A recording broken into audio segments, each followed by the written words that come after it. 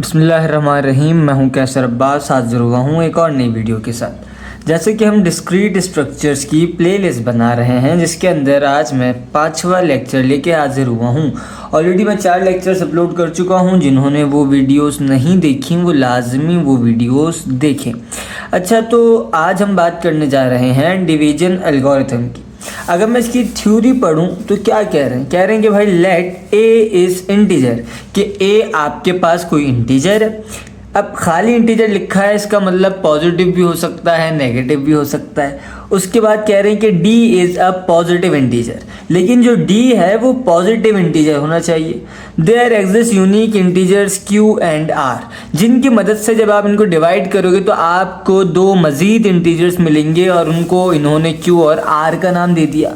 फिर आपको एक इक्वेशन दे दी, कह रहे हैं कि A is equals to D Q plus R. सही है। और यहाँ पर इन्होंने कंडीशन लगा दी कि R जो है ये बड़ा या बराबर होना चाहिए 0 के, साथ ही साथ D से छोटा होना चाहिए। अब सारी कहानी तो हमने कर ली। अब इसमें ये A क्या है, D क्या है, Q क्या है और R क्या है। तो A हमारे पास डिविडेंड है, D हमारे पास डिवाइजर है, Q हमारे पास कोशेंट है, जबकि R हमारे पास रिमाइंडर है। अगर हमने बचपन में डिवीजन की थी तो आपको याद होगा कुछ इस तरीके से हम डिवीजन करते थे। इसके अंदर हमारे पास यहाँ भी कोई नंबर होता था, यहाँ भी कोई नंबर होता था। जो यहाँ बाहर लिखा जाता है उसको कहते हैं डिवाइज़र। क्या कहते हैं? डिवाइज़र। और इसको हम D से डिनोट करते हैं फिलहाल। अंदर जो होता था इसको हम कहते थे डिविडेंड। जो नंबर डिवाइड हो रहा है उसको हम कहते हैं A। सही है। ऊपर कुछ नंबर आता था जिसको हम डिवाइज़र को मल्टीप्लाई करते थे तो उसको कहते हैं कोशेंट। उसके बाद हमारे पास कुछ नीचे रिमाइंडर बचता था, इसको आर रिमाइंडर कहते हैं। सेम कहानी है। अब मैं अपना सवाल पढ़ता हूँ। What is quotient and remainder. कह रहे हैं कि भाई कोशेंट एंड रिमाइंडर क्या है। व्हेन 101 इज डिवाइडेड बाय 11, जब 101 क्या हो, डिवाइड हो किससे, 11 से। तो भाई एक बात हमेशा याद रखनी है कि जो नंबर डिवाइड हो रहा है, जो नंबर डिवाइड हो रहा है उसको कहते हैं डिविडेंड। जैसे 101 डिवाइड हो रहा है उसको कहेंगे हम डिविडेंड। और जिससे डिवाइड हो रहा है, जैसे डिवाइडेड बाय 11, सही है, तो यह आपके पास डिवाइजर यानी डी कहलाएगा। तो इस हिसाब से मैं यहाँ पर अगर लिखना चाहूँ तो हमारे पास डिविडेंड क्या है, 101। तो मैंने यहाँ लिख लिया 101। उसके बाद मेरे पास डिवाइज़र क्या है। डिवाइज़र मेरे पास क्वेश्चन में 11 गिवन है, तो मैं उसको यहाँ लिखता हूँ। अब एक बात याद रखिएगा हमेशा, अब इस डिवाइज़र को किसी ऐसे नंबर से मल्टीप्लाई आपने करना है कि 101 यानी जो आपका डिविडेंड है उससे छोटा नंबर मिले। तो अगर मैं 11 को 10 से करूंगा तो ऑब्वियस है कि 101 से बड़ा मिलेगा। अगर मैं 11 को मल्टीप्लाई बाय 9 करता हूं तो मुझे आंसर मिल रहा है 99।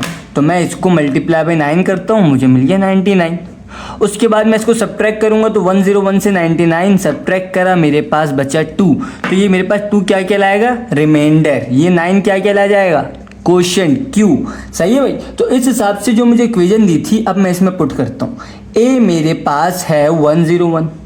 अच्छा, यहाँ लिख भी लें आप अपने पास, A इज़ 101, D आपके पास 11 था। सही है, ये रहा 11। तो अब आपके पास इक्वेशन जो है A is equals to D Q plus R. तो A की जगह 101, D यानी आपके पास डिवाइजर 11, Q यानी क्वोशिएंट अभी निकाला है हमने 9, प्लस आर यानी रिमाइंडर अभी हमने निकाला है 2। अगर आप इसको सेटिस्फाई करना चाहें तो ये सेटिस्फाई हो रही है इक्वेशन। 11 को 9 से मल्टीप्लाई करके 2 से प्लस करेंगे तो 101 ही आएगा। साथ ही साथ आपने ये जो आपके पास कंडीशन है ये भी चेक करनी है कि आया जो आपका रिमाइंडर 2 आया है ये बड़ा या बराबर है 0 के।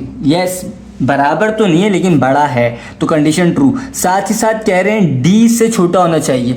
D यानी डिवाइज़र से छोटा होना चाहिए, और डिवाइज़र क्या था 11। तो ये कंडीशन भी सेटिस्फाई हो रही है। तो आप यहाँ लिख दो सेटिस्फाई दिस कंडीशन। सही है। तो ये आपका सॉल्यूशन हो गया। अब ये तो हमने कहानी देखी जब हमारे पास A यानी डिविडेंड पॉजिटिव था। अगर मेरे पास डिविडेंड नेगेटिव आ जाए तब क्या करेंगे? तब भी सेम तकरीबन यही कहानी है, कुछ ज़्यादा चेंज नहीं है। तो मैंने क्वेश्चन ले लिया, what is Q and R, quotient और रिमाइंडर की वैल्यू बताओ जब -11 डिवाइड हो 3 से, या फिर कह रहे हैं और -11 mod 3। इसका मतलब जो इन्होंने वर्डिंग में दिया हुआ है और ये जो -11 mod 3 दिया हुआ है, दोनों का एक ही मतलब है। सही है भाई। मॉड के साथ जो वैल्यू होती है ना उसको आप कहते हो डिवाइज़र। क्या होती है? जो मॉड के साथ वैल्यू गिवन होती है ना वो डिवाइज़र होती है, और मॉड से पहले जो वैल्यू होती है उसको हम कहते हैं डिविडेंड।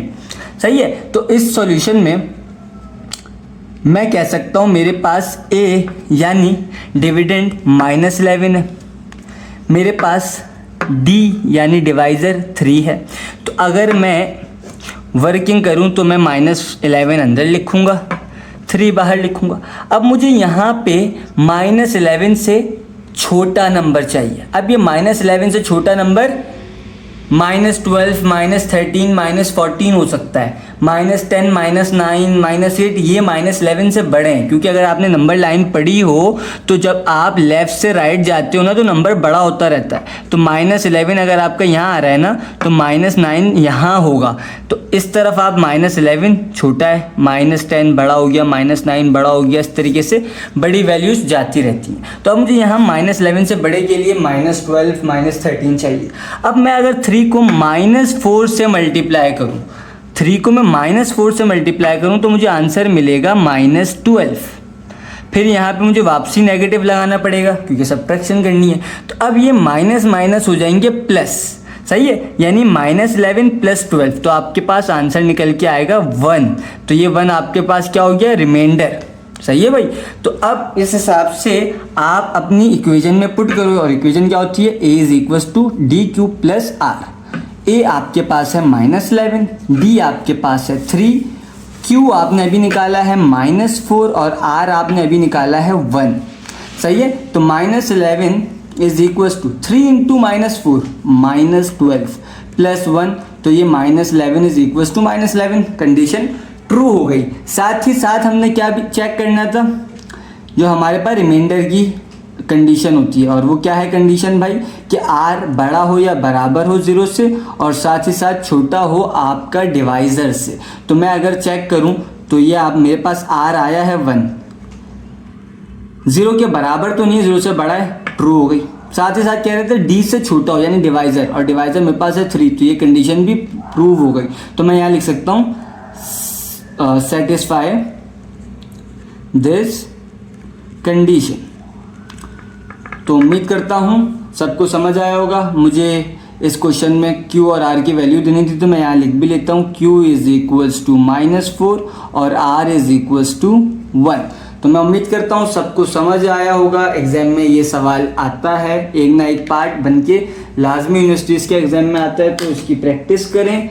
अपने फ्रेंड्स के साथ ये वीडियो शेयर करें। अगर अभी तक चैनल सब्सक्राइब नहीं किया है तो चैनल को सब्सक्राइब करें, ताकि इस तरीके की इन्फॉर्मेटिव वीडियोस आपको मिलती रहें। मैं मिलता हूँ आपसे एक नए लेक्चर में एक नए टॉपिक के साथ। तब तक के लिए अपना ख्याल रखिएगा। अल्लाह हाफ़िज़।